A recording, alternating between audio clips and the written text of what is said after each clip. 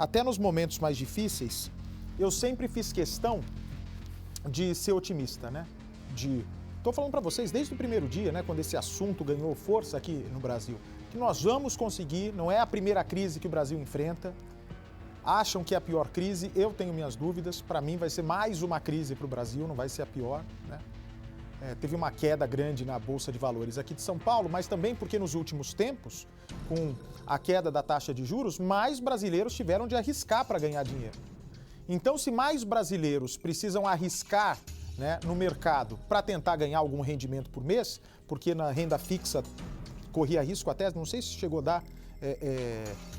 a dar negativo, né? As pessoas chegaram a perder dinheiro, os brasileiros precisavam arriscar, né? Muitos CPFs resolveram entrar, portanto, na Bolsa de Valores aqui de São Paulo, né, que é referência aqui no Brasil, botaram dinheiro porque você pode, né, você acredita nos fundamentos dessa empresa, né? Tanto que tantas lojas, né, o varejo cresceu demais aqui no Brasil, indústria farmacêutica, empresas de saneamento de água. Hoje, inclusive, a Bolsa de Valores foi muito bem aqui em São Paulo, aqui no Brasil. Nos Estados Unidos foi bem também, se eu não me engano, não foi bem no Japão, né? No fechamento na madrugada, não foi bem no Japão. Mas aqui, não, Nikkei é Japão e China é a Hang, né? A China, se eu não me engano, foi muito bem. Pois bem, então muita gente pôs dinheiro no meio da crise. Quem é novato na Bolsa de Valores fica receoso e tira dinheiro. Então a queda pode ter sido mais acentuada, não que seja a pior crise, mas porque tem mais gente arriscando para ganhar dinheiro. Aí se assusta e vai lá e tira o dinheiro do investimento.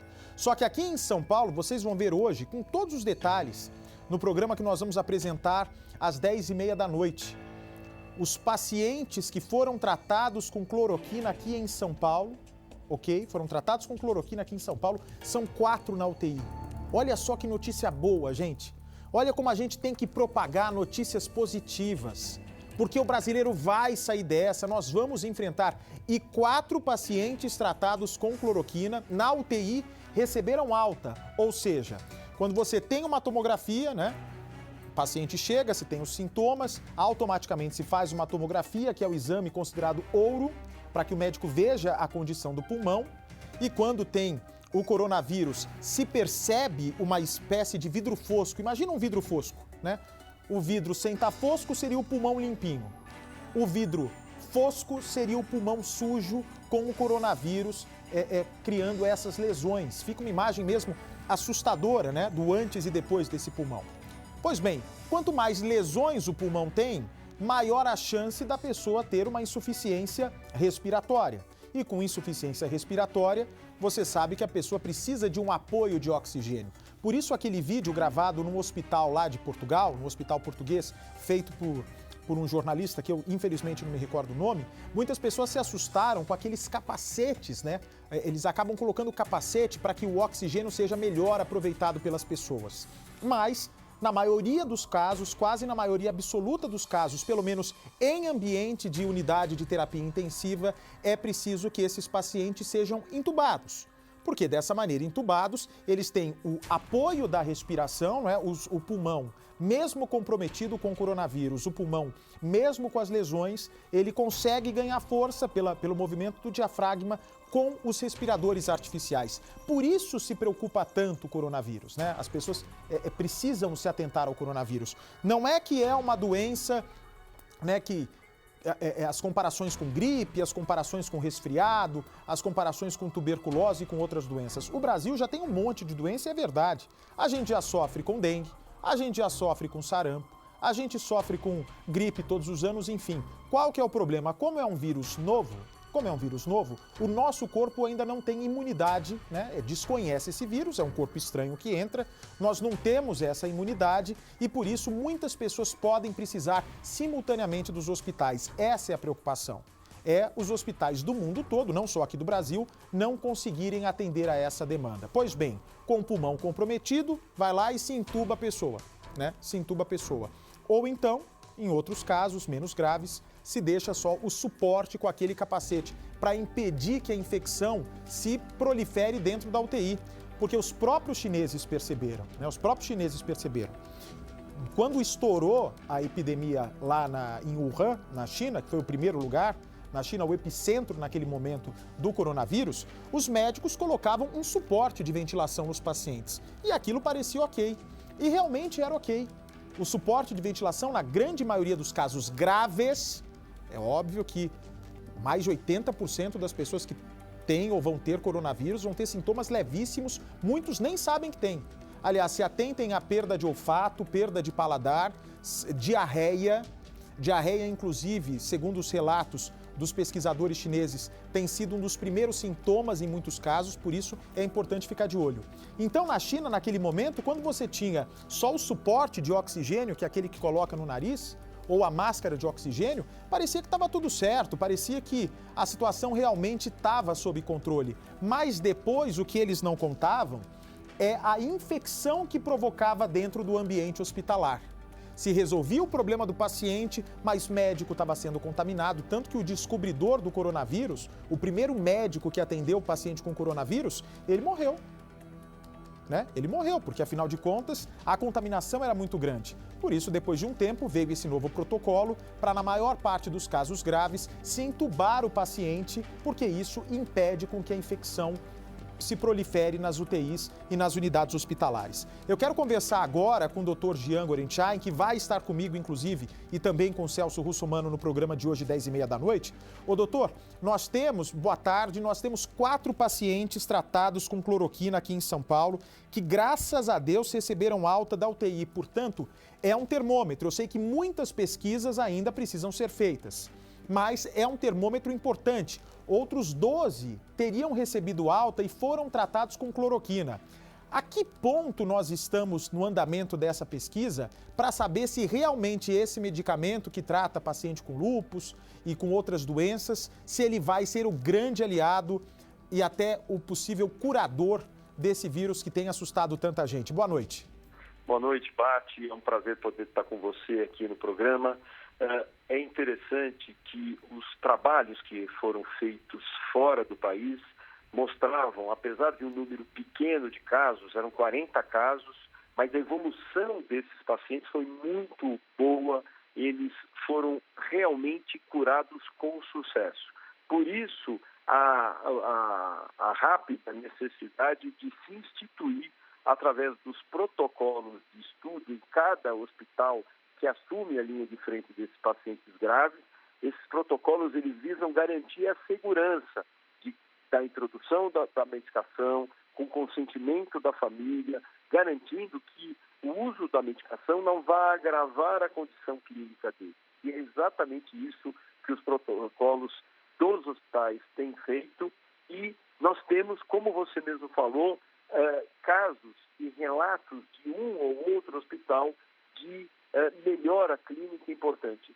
Mais interessante, a melhora clínica muitas vezes de uma forma muito rápida, precoce, 24, 48 horas, quer dizer, um dia, 2 dias o indivíduo já está mostrando sinais de melhora. Isso para nós é uma situação que nos deixa muito felizes, muito otimistas, porque nós temos 2 aspectos. Um, que nós tivemos a condição diferente da China, diferente da Itália, de nos preparar para a vinda do coronavírus no país.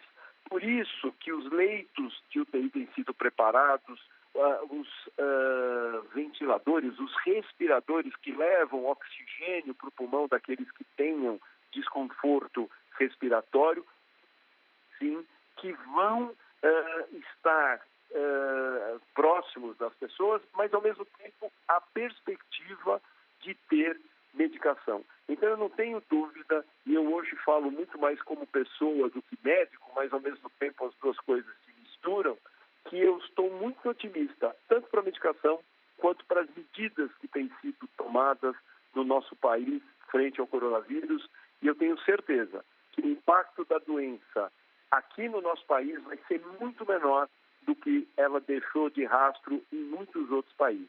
Conversando com o médico infectologista do Emílio Ribas em São Paulo, do hospital, Dr. Jean Gorenstein, que vai estar comigo também hoje às 10h30 da noite. E eu já falei com o Clóvis Rabelo, com o Rafael Perantunes, para que a gente dedique boa parte do tempo sobre esses pacientes que foram tratados aqui em São Paulo. Porque uma coisa é a gente ouvir o caso que o Donald Trump, o presidente americano, falou lá nos Estados Unidos, de sucesso. O Trump, aliás, está muito empolgado com a cloroquina, assim como o presidente do Brasil, Jair Bolsonaro. Mas é diferente quando a gente ouve relato positivo, relato que deu certo na nossa cidade, no nosso país, do que resultados que deram em outros países. Portanto, agora, os nossos brasileiros, os nossos irmãos, os nossos companheiros estão sendo tratados, muitos deles com sucesso. Então, doutor Jean, eu te vejo daqui a pouco, 10h30 da noite aqui na Record, para a gente falar sobre realmente qual a possibilidade de realmente a gente considerar a cloroquina como remédio milagroso para curar o coronavírus, ok? 10h30 da noite estaremos juntos. Um grande abraço e parabéns pelo teu programa e pela tua postura de utilidade pública, levando a notícia de forma com que as pessoas realmente se sintam muito mais tranquilizadas no meio de tantas informações tão ruins que a gente tem recebido nos últimos dias. Obrigado. Vamos ver se agora a coletiva do Ministério da Saúde, não é o secretário executivo, o secretário da Vigilância em Saúde, o Wanderson Kleber de Oliveira agora, se eles vão falar sobre a cloroquina. Vamos ver, por favor. Não tem como saber se aquele caso grave internado é Covid ou não é Covid. Porque quando não se preenche a ficha, não se coleta o material e não insere no sistema, a informação, ele não vai ser testado para o Covid. Ele vai ser testado lá no hospital para bactéria, para outras coisas, vai tomar antibiótico, que vai contribuir para o manejo do caso na UTI, porque às vezes pega uma infecção secundária no hospital e tudo mais. Mas o Covid ele não vai ter. Então, é responsabilidade do médico assistente, da equipe de saúde local que está atendendo no hospital, do diretor do hospital, previsto em lei desde 1977. Desde 1977, é obrigatória aos médicos e diretores responsáveis por instituições de saúde realizar a notificação de doença compulsória. E a síndrome respiratória aguda grave é uma doença de notificação compulsória. Todos os hospitais, sejam públicos ou privados, são obrigados a notificar à vigilância epidemiológica do município os casos internados de síndrome respiratória aguda grave. Então, vai acontecer isso, é natural, enquanto nós não tivermos 100% de notificação. Então, muitos casos podem evoluir para óbito e nós não sabermos se era Covid ou não, dada a falta de coleta, de notificação e falta de coleta. Não adianta só notificar e não coletar, como também não adianta coletar e não notificar, porque eu não consigo relacionar a notificação com o resultado. Então, é fundamental fazer as duas coisas. Renata Maris, Época Globo. O Ministério da Saúde institui por portaria que declarou transmissão comunitária em todo o território nacional que atestados médicos sejam dados aos pacientes com Covid-19 e seus familiares para que fiquem em casa. Mas o próprio Ministério orienta a não procurar serviços de saúde em caso de sintomas leves e apenas ficar 14 dias em casa com a família. Ainda sobre esse tema, a Sociedade Brasileira de Infectologia e a Procuradoria-Geral do Trabalho estão recomendando que não seja necessário apresentar atestado médico aos empregadores. Bastaria a autodeclaração do trabalhador de que está com sintomas gripais, até mesmo para diminuir. Ah, aqui também, né? Bom, olha, nós estamos acompanhando a entrevista de Brasília, né? Eu quero avisar a todos os amigos brasileiros que nós, felizmente, vem para mim, por favor, restabeleça um sinal, por favor, de Brasília. Felizmente, nós temos boas notícias, graças a Deus, do tratamento com cloroquina aqui em São Paulo. 4 pacientes receberam alta da UTI, 12 no total tratados foram curados com auxílio da cloroquina, mas nem por isso as pessoas devem sair comprando medicamento. Acho que diante dessas notícias novas do uso da cloroquina, se faz fundamental dar espaço para o Ministério da Saúde. Vamos ver se ele será questionado sobre o tratamento com sucesso em alguns pacientes na UTI de São Paulo. Estão sendo colocadas em negociação pelas empresas, porque eles têm que ir no mercado internacional comprar. não tem laboratórios, não tem fabricantes que tenham máquinas de pronta entrega para nos fornecer de pronta entrega imediatamente. Nós identificamos um fabricante, que é a Thermo Fisher, que tem grandes máquinas, possivelmente deve ser a máquina desse fabricante, então o insumo tem que ser relacionado a esta máquina, é como se fosse um cartucho de uma impressora HP que não serve na impressora Epson. Então, nós precisamos ter os insumos corretos para a máquina correta. Além disso, a distribuição e essas ações serão concentradas em municípios com mais de 500 mil habitantes. Não vai ser no Brasil inteiro, não é para todos os municípios do Brasil. Nós vamos trabalhar nos municípios com maior concentração para entender melhor o perfil da doença no país. Nas demais cidades, nas demais localidades, continua sendo feito como já estamos fazendo. Síndrome respiratória aguda grave, que eu acabei de falar. Todo hospital que notificar e coletar material, preferencialmente do caso grave antes do óbito, e mandar esse material para o Laboratório Central do Estado, vai ser realizado o teste do Covid-19. Só que tem um problema. No caso do Covid-19, neste momento, nós ainda só temos o teste RT-PCR. O RT-PCR, ele avalia a carga viral. Tem um tempo da doença que ele passa a ser negativo, porque eu não tenho mais vírus circulante. Eu só tenho os anticorpos. Por isso que é importante, nós estamos adquirindo os testes rápidos para corpos. Então, nós teremos futuramente as sorologias também, onde nós poderemos fazer outras avaliações. E no caso dos casos graves, que estão internados, nós estamos em negociação, em consulta com a Academia Brasileira de Radiologia, com especialistas em radiologia, para adequar a definição de caso, para podermos confirmar, em certas condições, o caso sem ter laboratório, mas que tenha um padrão de vidro fosco na tomografia computadorizada. Mas isso vai ser em condições especiais, não é para todo o caso, porque não altera o manejo do caso. Então, nós estamos buscando alternativas para fazer isso. E esse trabalho, essa oferta, né, dessas empresas, como o Santander, a DASA, todas essas empresas estão nos ajudando, a Bradesco, vai nos ajudar porque quanto mais pessoas nós testarmos, seja no hospital. Se eu testo uma pessoa no hospital e eu sei que ele está internado, doutor Gabardo, com síndrome respiratória aguda grave, e eu sei que ele não tem Covid-19, eu manejo ele para um leito separado dos que têm Covid-19. Ou seja, eu concentro quem tem Covid-19 perto de quem tem Covid-19. Então, ele tem uma utilidade clínica, operacional dentro do próprio hospital. A outra coisa é testar quem está na comunidade. Se eu tenho um drive-thru, né, um posto de coleta volante, e que a pessoa, a partir dos robôs, né, que nós estamos lançando hoje aqui, o WhatsApp, o bot lá, a notificação do aplicativo, eu falo com a pessoa, olha, não vá na unidade, vai no posto volante mais perto da sua casa. E ele vai se direcionar, seja a pé, de bicicleta, de carro, ele vai no posto volante, se ele morar numa cidade com mais de 500 mil habitantes, vai coletar, e a gente vai poder dar uma orientação mais adequada. Se ele não tem Covid-19, continua trabalhando.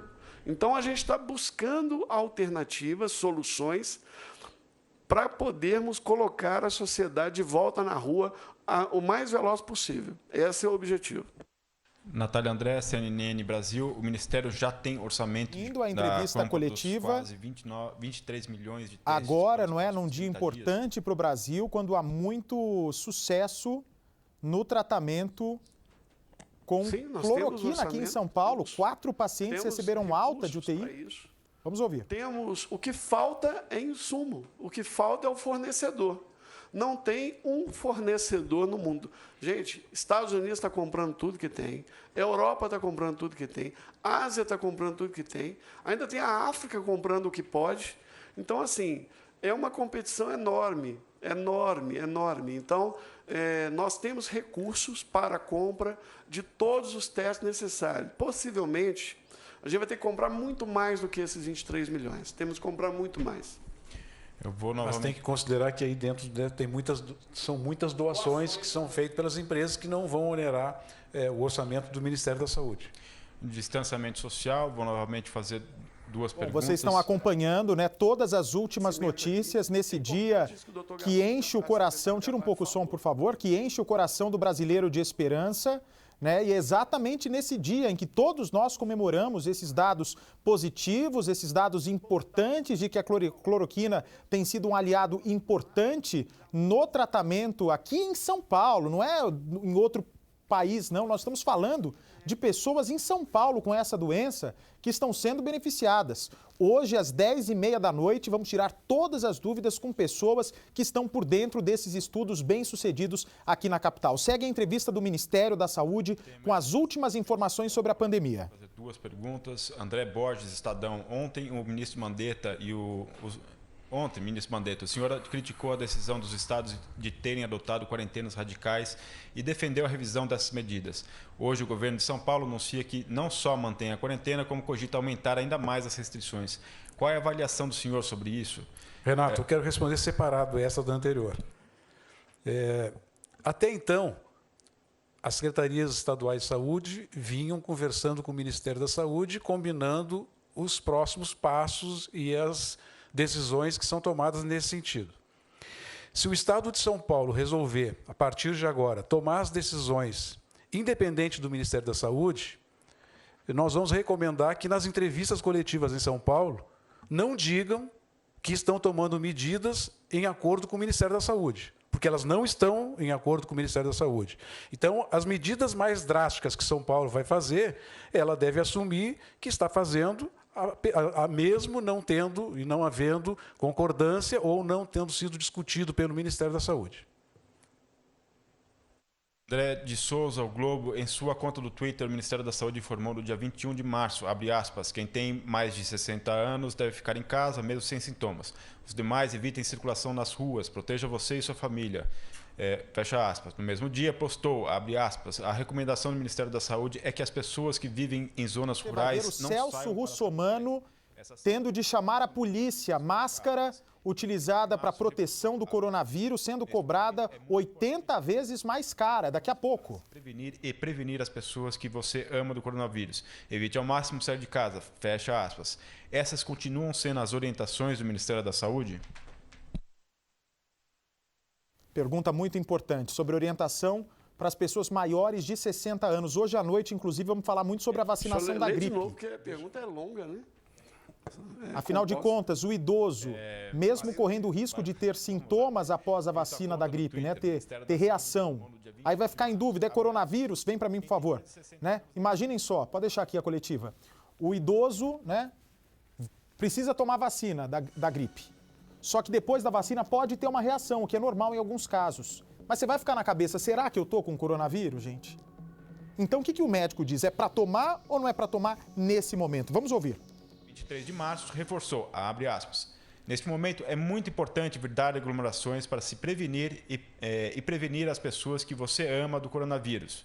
Evite ao máximo sair de casa, fecha aspas.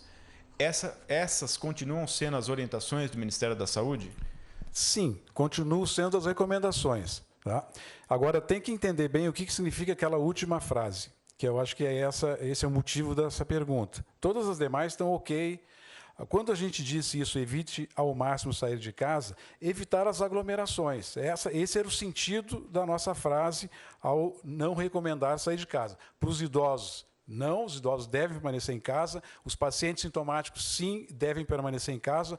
Os contatantes, familiares dos pacientes sintomáticos também devem ficar em casa, e nós consideramos que, se não é necessário sair para a rua, se não é necessário circular, melhor não circular. Agora, a recomendação é no sentido de que não haja aglomeração. Por exemplo, nós não defendemos a tese de que alguém não possa caminhar no parque. Não é uma recomendação do Ministério da Saúde que as pessoas fiquem impedidas de individualmente andar no parque da cidade. Por quê? Qual é a razão? Por que as pessoas vão ficar 2 meses ou 3 meses socadas dentro de um apartamento, sem ter a mínima possibilidade, e isso faz bem para a saúde, poder dar uma caminhada? O que ela deve evitar é se encontrar com outras pessoas, é não caminhar em grupos. Ela mantendo essa questão de estar, não acumular, não aglomerar, nós não vemos nenhum sentido na proibição de que as pessoas possam andar na quadra, andar no parque perto da sua residência, fazer um exercício, uma caminhada de 15 minutos, 20 minutos. Isso vai fazer bem para as pessoas, vai fazer bem, inclusive, emocionalmente, para as pessoas poderem enfrentar um tempo longo de restrições que elas vão ter. Nós vamos trazer, dentro de instantes, acabou de ficar pronta uma reportagem sobre o uso da cloroquina aqui no Brasil. A gente precisa ter isso, é pensamento positivo, a gente vai enfrentar. Falei para vocês desde o início. Nós já passamos por tantas crises, não vai ser esse vírus que vai desanimar o brasileiro.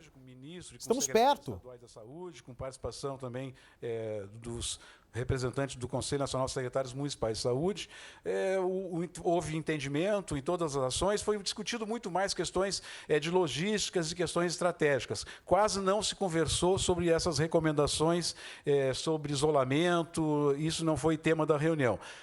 Foi muito mais, se levou mais tempo discutindo a questão da distribuição dos materiais, dos equipamentos de proteção individual, se discutiu bastante a questão da utilização dos leitos de UTI, da distribuição dos leitos que o Ministério está adquirindo. Nós conversamos sobre recursos financeiros. O ministro anunciou hoje pela manhã a transferência de mais, foi publicado ontem no Diário Oficial, mais 600 milhões de reais. Já tínhamos distribuído 400 milhões para as secretarias estaduais da saúde.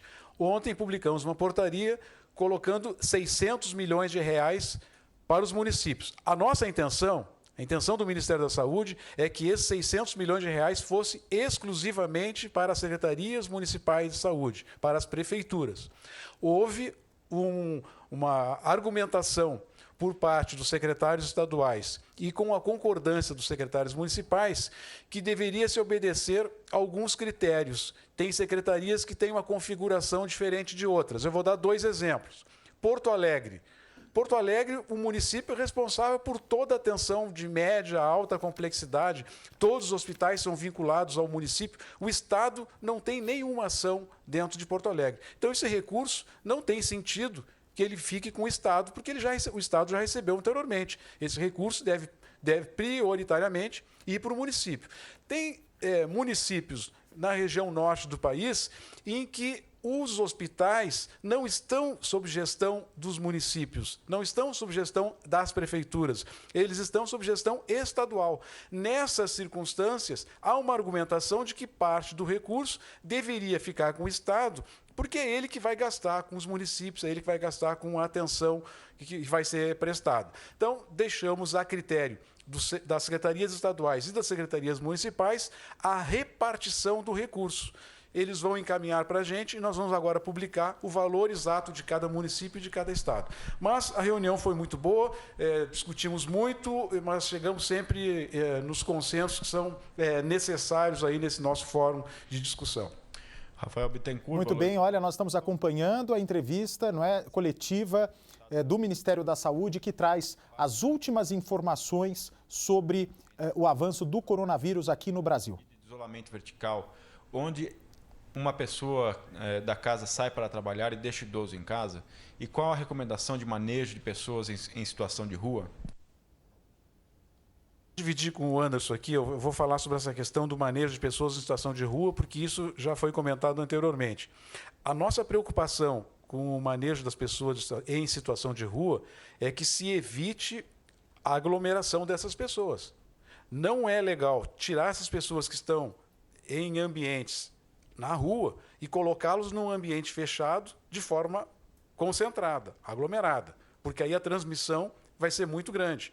E são pessoas que têm já, algumas delas, boa parte delas, são imunossuprimidos ou imunodeprimidos, são pessoas que muitas vezes têm doenças crônicas, como tuberculose, são pessoas que têm dependência ao uso de álcool e outras drogas, então é perigoso concentrar essas pessoas em ambientes fechados.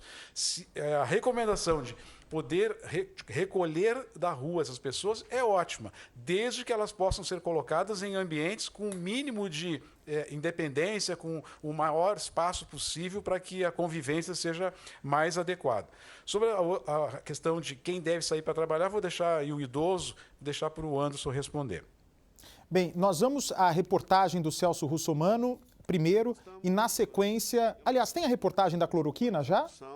Vamos para a reportagem da cloroquina, porque é o assunto mais falado agora em todo o Brasil. Se nesse momento, não é, esses dados que nós temos de pacientes que estão recebendo alta da UTI com uso de cloroquina, esse dado positivo do Brasil, o quão próximo nós estamos, portanto, da cura do novo coronavírus. Vamos ver. O que Jéssica tem nas mãos se tornou uma raridade nos últimos dias. É o remédio à base de hidroxicloroquina, um composto utilizado no tratamento de doenças reumáticas. A vendedora é portadora de lúpus, doença autoimune que afeta a pele, as articulações, os rins e o cérebro. Por isso, precisa fazer o uso diário do medicamento. Ela tem o suficiente para mais 15 dias e tem medo de não encontrar mais cartelas quando precisar. Ele é um medicamento que dura 30 dias. Então, antes de ter essa notícia, eu já tinha comprado o meu no início do mês, então ainda tenho para mais 15 dias, que eu ainda tenho mais uma cartela. E sim, fico preocupada de não ter, porque é um medicamento que eu não posso ficar sem. O sumiço do medicamento começou depois que o presidente dos Estados Unidos disse que ele é eficaz no combate ao coronavírus. Isso depois de estudos preliminares feitos na França. As pesquisas sugerem que a cloroquina pode ser eficaz no tratamento em pacientes com Covid-19 em estado grave, em conjunto com o antibiótico azitromicina. Ainda segundo as primeiras pesquisas, juntos eles poderiam diminuir a carga viral no organismo e combater bactérias. Mas não há estudos científicos comprovados no momento que indicam a eficiência no tratamento do Covid-19, muito menos na prevenção. Para evitar o coronavírus, não tem nenhum trabalho até o momento que isso seja efetivo. Portanto, não é recomendado pela classe médica o uso, a automedicação na prevenção do coronavírus. Por causa da grande procura, agora a hidroxicloroquina só pode ser comprada com receita médica. Na última semana, a Anvisa enquadrou o medicamento no grupo de controle especial. Nesta farmácia, a única caixa foi comprada por uma pessoa que dizia querer evitar o coronavírus. A gente teve uma procura, conforme foi a última caixa que a gente tinha na loja, e hoje a gente tem uma cliente que faz uso, que está procurando essa medicação e já não consegue mais achar o medicamento. Os farmacêuticos têm tentado orientar os clientes que ligam ou que vêm pessoalmente sobre os efeitos do remédio. A gente passa bem a orientação de que tem pessoas que têm essa necessidade. Então, a gente ter a consciência de que vai faltar para pessoas que realmente precisam dessa medicação, a gente pede que a pessoa tenha um pouco mais de consciência no momento de comprar esse medicamento. Um homem de 60 anos morreu nos Estados Unidos por causa de uma parada cardíaca depois de automedicar com um remédio à base de cloroquina. Segundo esta infectologista, quem se automedica com a hidroxicloroquina está assumindo riscos de sofrer com os efeitos colaterais. A automedicação, ela pode levar a muitos efeitos colaterais. Se, no caso, a pessoa não tem a necessidade, ela vai estar sendo exposta a esses efeitos colaterais. E um muito importante da hidroxicloroquina é a questão da retinopatia, ou seja, problema de visão. Não, ela pode aumentar a pressão do olho, pode dificultar a visão, ela pode, inclusive, levar a problemas hematológicos. Então, ela tem vários efeitos colaterais que, se uma pessoa utilizar não necessitando, ela vai estar se expondo a esses problemas e não tendo a efetividade do medicamento. Jéssica não quer nem pensar em ficar sem o remédio. Estão sendo muito irresponsáveis, né? Além da automedicação, né? Não pensar no próximo, em quem precisa realmente do medicamento, porque a gente sabe que todo mundo está com medo do coronavírus, mas tem gente que realmente precisa dele para sobreviver nesse momento, que é o tratamento que faz diariamente.